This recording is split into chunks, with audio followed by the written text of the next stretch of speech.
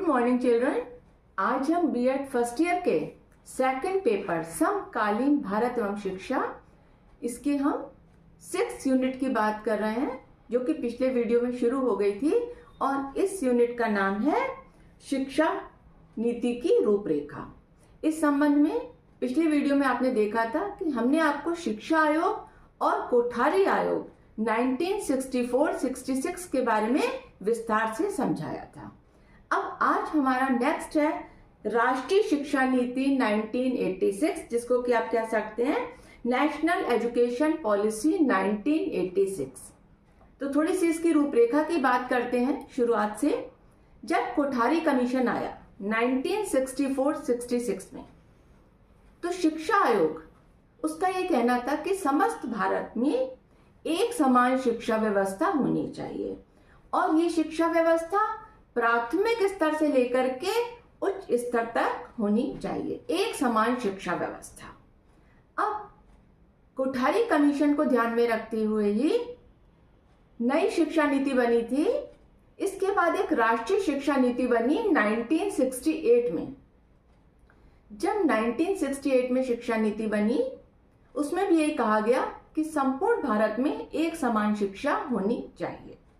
लेकिन धीरे धीरे क्या हुआ कि 1968 में राष्ट्रीय शिक्षा नीति तो बनी, लेकिन समय के साथ उस समय की सामाजिक, आर्थिक, राजनीतिक परिस्थितियों के अनुसार जब सरकार बदली, तब वो शिक्षा नीति पूर्ण रूप से कार्य रूप में नहीं आ सकी।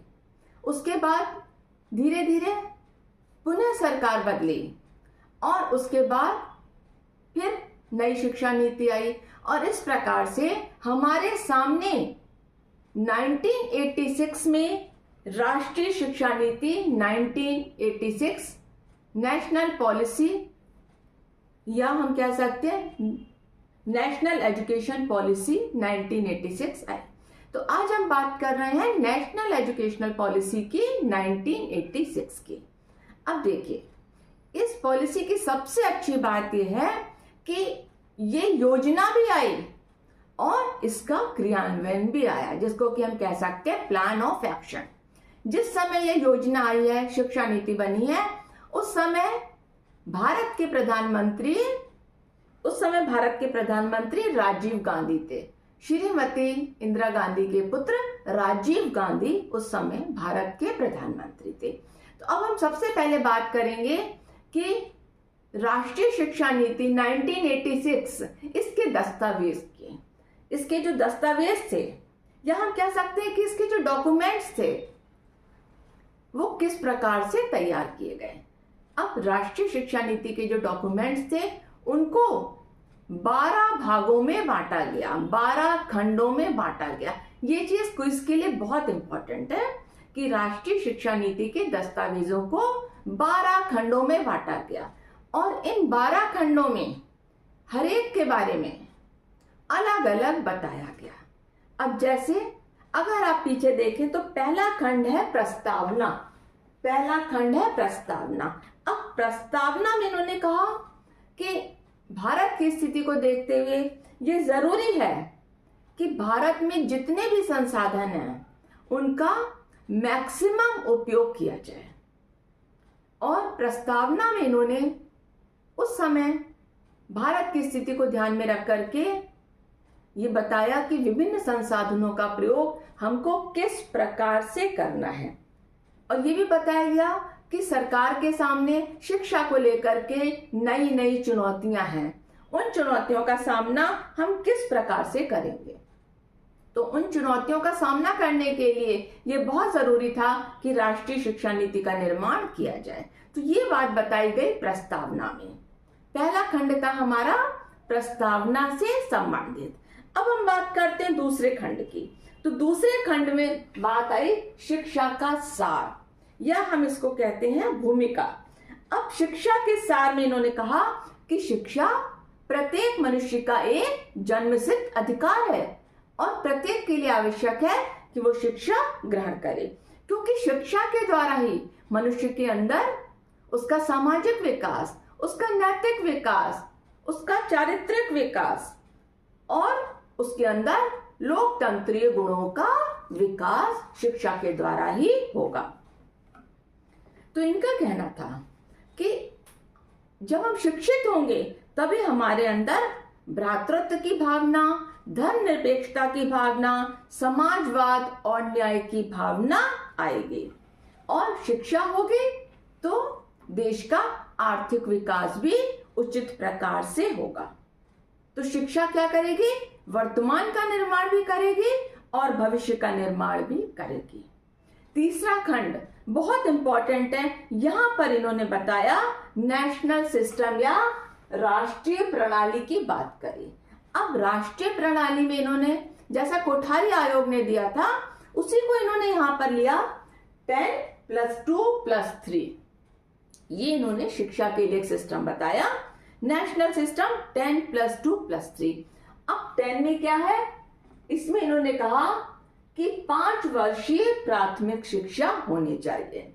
उसके बाद ये हम यहाँ पर 10 वर्षों का लेखा जोखा बता रहे हैं, क्योंकि देखिए 10+2+3, तो 10 में प्रथम 5 वर्षीय प्राथमिक शिक्षा, उसके बाद 3 वर्षीय उच्च प्राथमिक शिक्षा जिसको कि हम 6ठी, 7वीं, 8वीं भी कह सकते हैं, और 2 वर्ष की हाई स्कूल शिक्षा जिसको कि हम 9वीं कक्षा और 10वीं कक्षा की बात करते हैं। तो ये तो हो गया 10 वर्षों का लेखा जोखा। इसके बाद +2 में इन्होंने कहा 11th और 12th मतलब इंटरमीडिएट की शिक्षा, और +3 में इन्होंने बात करी स्नातक शिक्षा या ग्रेजुएशन की शिक्षा की।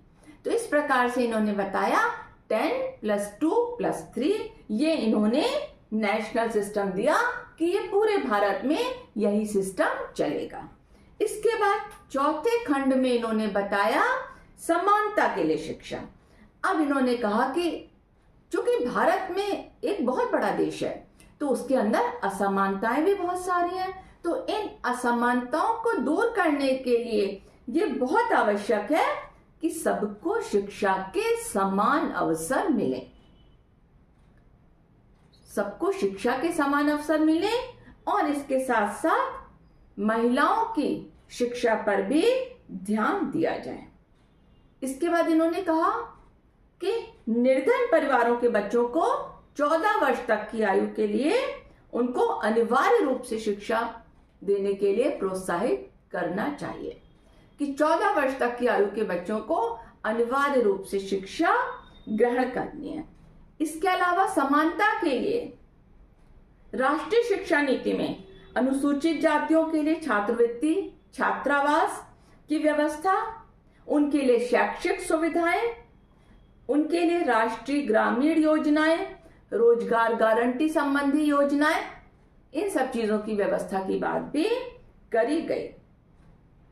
इसके साथ ही समानता को ध्यान में रखते हुए इन्होंने कहा कि जो बालक या बालिकाएं शारीरिक रूप से विकलांग हैं उनके लिए विशेष प्रकार के स्कूल खोले जाएं और उन्हें व्यावसायिक प्रशिक्षण दिया जाए।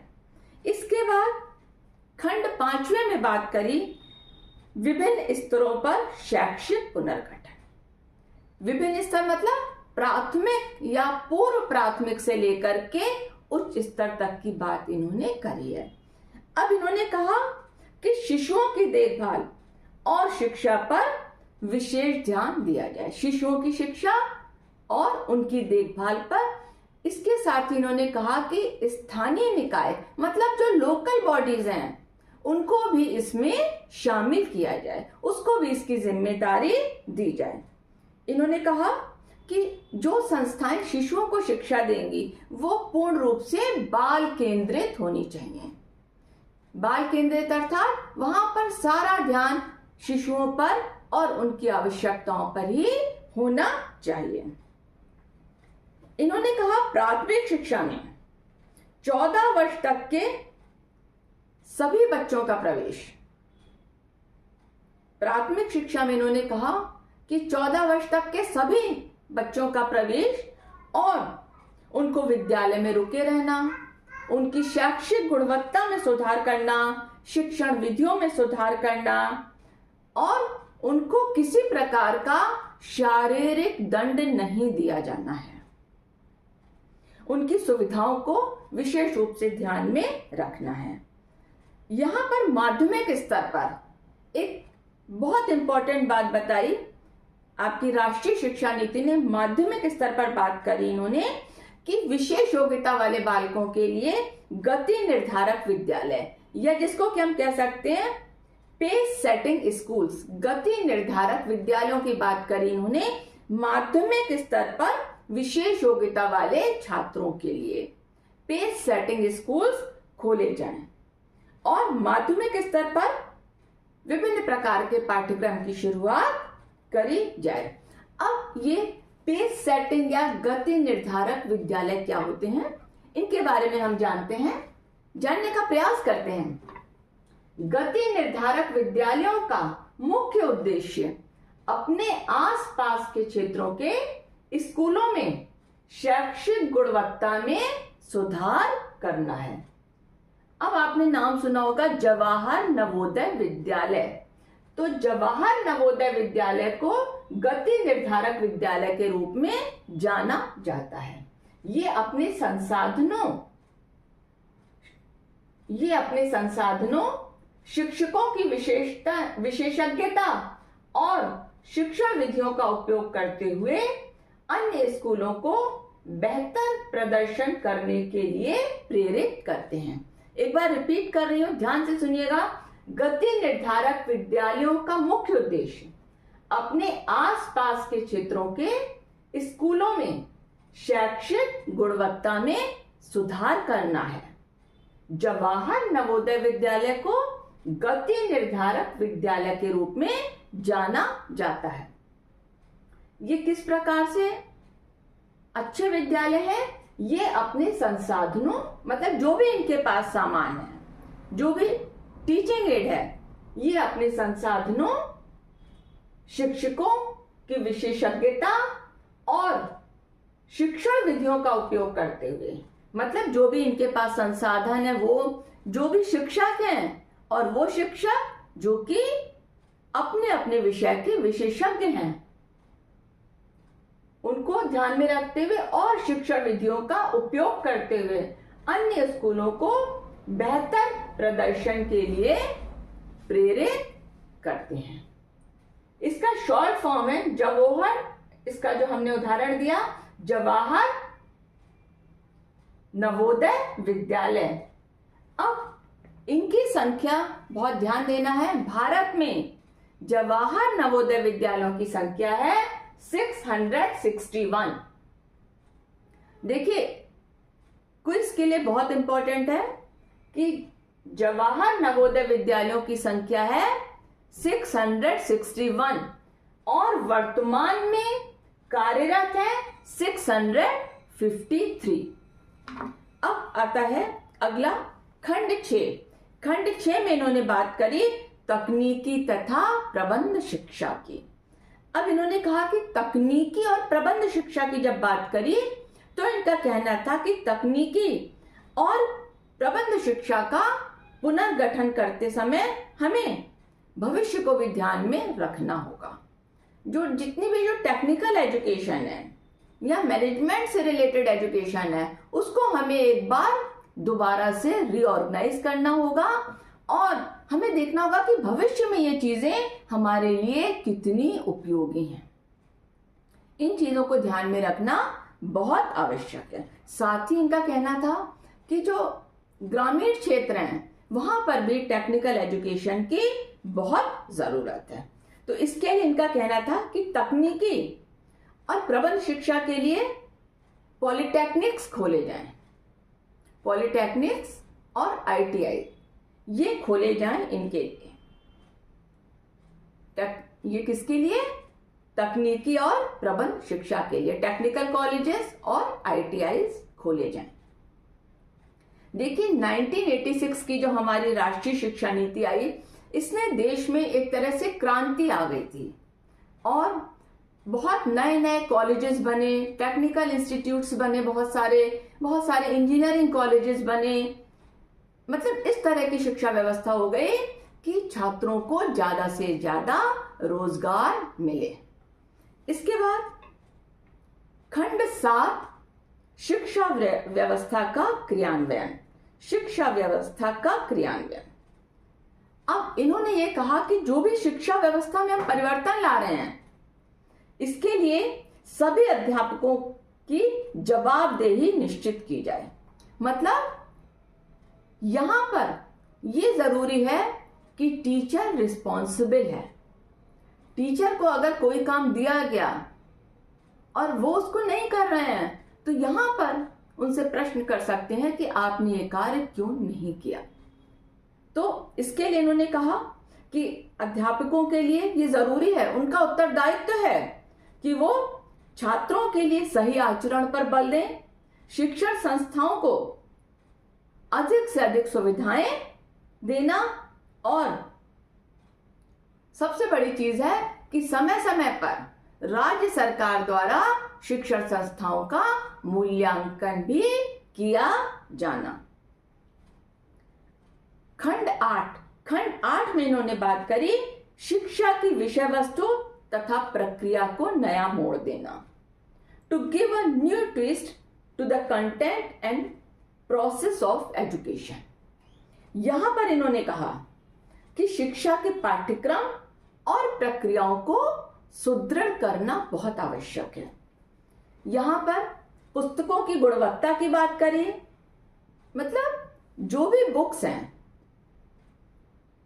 वो अच्छी क्वालिटी की होनी चाहिए और उनके साथ साथ वो छात्रों तक पहुंचनी भी चाहिए। अब इसके लिए इन्होंने कहा कि पुस्तकालयों में सुधार हो और नए नए पुस्तकालयों की स्थापना करी जाए, क्योंकि लाइब्रेरी एक ऐसी जगह होती है जहां पर कि स्टूडेंट को सभी प्रकार की किताबें आसानी से उपलब्ध हो जाती हैं। इसके साथ ही इन्होंने कहा कि सूचनाओं के प्रसारण में, कला और संस्कृति के प्रति जागरूक करने में और मूल्यों का विकास करने में शैक्षिक तकनीकी का प्रयोग किया जाए। मतलब एजुकेशनल टेक्नोलॉजी का प्रयोग करना है हमें बच्चों को इंफॉर्मेशन देने में, उनमें कला और संस्कृति के प्रति जागरूकता, जो हमारे देश की संस्कृति है, वैल्यूज हैं, इन सारी चीजों के लिए हमें प्रयास करना होगा। इसके अलावा इन्होंने कहा कि जो वर्क एक्सपीरियंस है, कार्य अनुभव, ये बहुत इंपॉर्टेंट है और इसको सभी स्तरों पर शिक्षा का एक अनिवार्य अंग बनाया जाना चाहिए। क्यों वर्क एक्सपीरियंस और कार्य अनुभव की बात कर रहे हैं? इसलिए कि अगर कोई छात्र आगे नहीं पढ़ पा रहा है तो कार्य अनुभव आने से उसको किसी ना किसी कार्य में, अगर वो कुशलता है उसको किसी ना किसी कार्य में, तो उसके माध्यम से वो अपनी जीविका को भली प्रकार से चला सकता है। अब इन्होंने एक चीज और बताई थी, यहां पर बात करी इन्होंने कि जैसे गणित को समझना है, तो गणित को समझना, उसके लिए जरूरी है गणित को समझने के लिए कि अध्यापकों को उचित प्रकार का प्रशिक्षण दिया जाए, जिससे कि वो छात्रों को इस प्रकार का विषय आसानी से, सरलता से बता सकें। इन्होंने कहा कि परीक्षाओं में सुधार करने की बहुत आवश्यकता है। परीक्षाओं में सुधार करने के लिए इन्होंने कहा कि हमें ऑब्जेक्टिव और सब्जेक्टिव दोनों प्रकार के प्रश्नों को लाना होगा। ऑब्जेक्टिव मीन्स जिसको कि आप कह सकते हैं वस्तुनिष्ठ, जिसमें कि आपके यस नो टाइप के आंसर होते हैं, या फिर मल्टीपल चॉइस टाइप के होते हैं, या ट्रू फॉल्स होते हैं, फिल इन द ब्लैंक्स होते हैं, जिसको कि हम कहते हैं खाली स्थान भरो।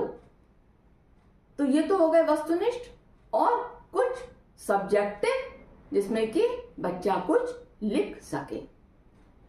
तो यहां पर इन्होंने इन चीजों को बताया था। एक चीज और इन्होंने बताई थी, सतत मूल्यांकन, कंटिन्यूअस इवैल्यूएशन सिस्टम की बात भी करी गई थी।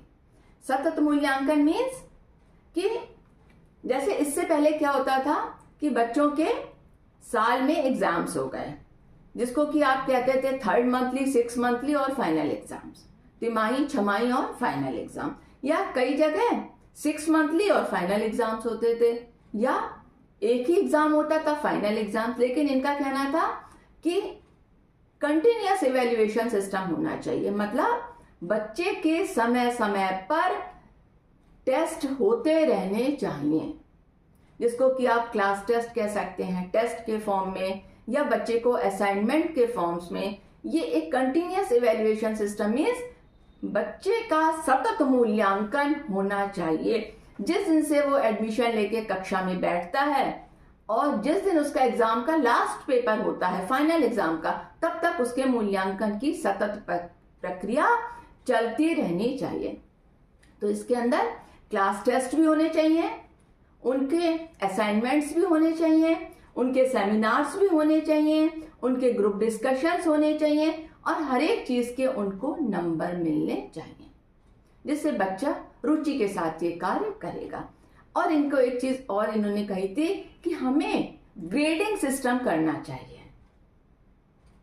अगर हम बच्चे को नंबर दे रहे हैं तो हमें कितने नंबर से कितने नंबर तक किस ग्रेड में रखा जाएगा, हमें उसको ग्रेड देना है कि उसका ए ग्रेड है, बी ग्रेड है, सी ग्रेड है, सी माइनस है, डी है, कौन सा ग्रेड है। हर एक विषय में हमें ग्रेडिंग भी करनी होगी।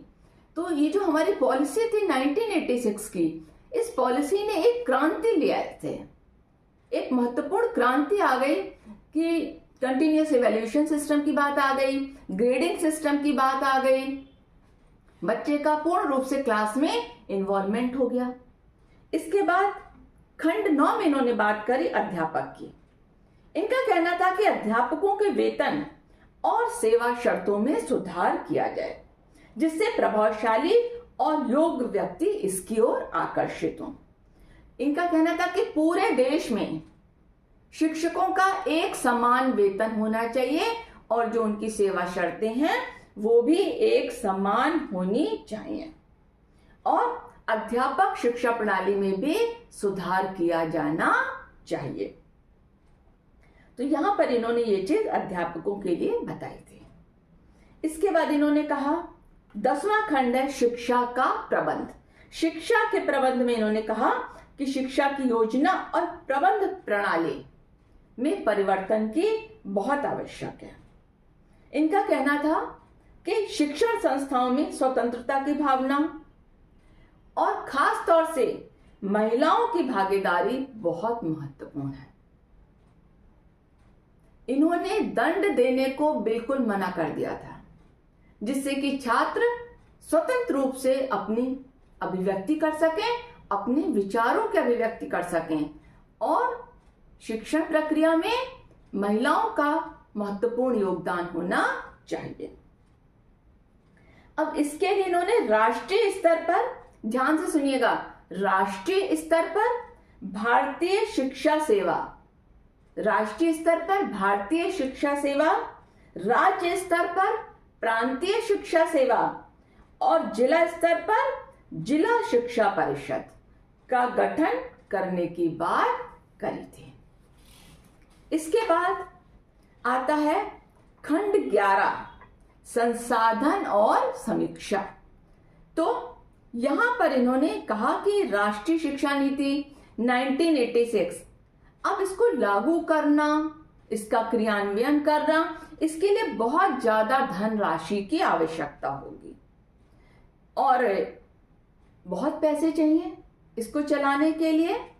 तो इसमें इन्होंने कहा कि मतलब जो भी है, यहां पर इन्होंने कहा कि हमें शिक्षा के ऊपर 6% का निवेश करना होगा। 6% की बात करी थी इन्होंने कि राष्ट्रीय आय का 6% हमें शिक्षा पर निवेश करना है। राष्ट्रीय आय का 6% शिक्षा पर निवेश की बात करी। इसके बाद खंड 12 में इनका कहना था भविष्य की बात करी, फ्यूचर। इन्होंने कहा कि हमें विश्वास है कि भविष्य में हम 100% मतलब 100% साक्षरता के लक्ष्य को प्राप्त कर लेंगे। भविष्य में 100% हम साक्षरता के लक्ष्य को प्राप्त कर लेंगे। तो देखिए, यहाँ तो हमने बात करी राष्ट्रीय शिक्षा नीति के दस्तावेजों की, जो कि 12 खंडों में जिसको बांटा गया। एक बार खंड आपको रिवाइज कर दे रही हूं, जिसमें कि पहला खंड था प्रस्तावना, दूसरा शिक्षा का सार भूमिका, तीसरा राष्ट्रीय प्रणाली, चौथा समानता के लिए शिक्षा, पांचवा विभिन्न स्तरों पर शैक्षिक पुनर्गठन, छठा तकनीकी तथा प्रबंध शिक्षा, सातवां शिक्षा व्यवस्था का क्रियान्वयन, आठवां शिक्षा की विषय वस्तु तथा प्रक्रिया को नया मोड़ देना, नवां अध्यापक, 10वां शिक्षा का प्रबंध, 11वां संसाधन और समीक्षा और 12वां फ्यूचर। तो देखिए, आपके जब एग्जाम में क्विज आएंगे तो उसमें ये भी आ सकते हैं कि कौन सा खंड किससे संबंधित है। राष्ट्रीय शिक्षा योजना में जो 12 खंड हैं, खंड 1 किससे संबंधित है, या खंड 2 किससे संबंधित है, खंड 10 किससे संबंधित है।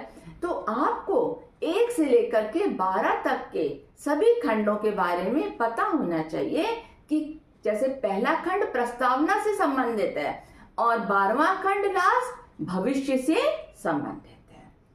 अब इसके बाद हम नेक्स्ट वीडियो में बात करेंगे 1986 का दस्तावेज कार्य योजना, प्लान ऑफ एक्शन की हम बात करेंगे। 1986 प्लान ऑफ एक्शन, जिसको कि हम कहते हैं POA। Thank you.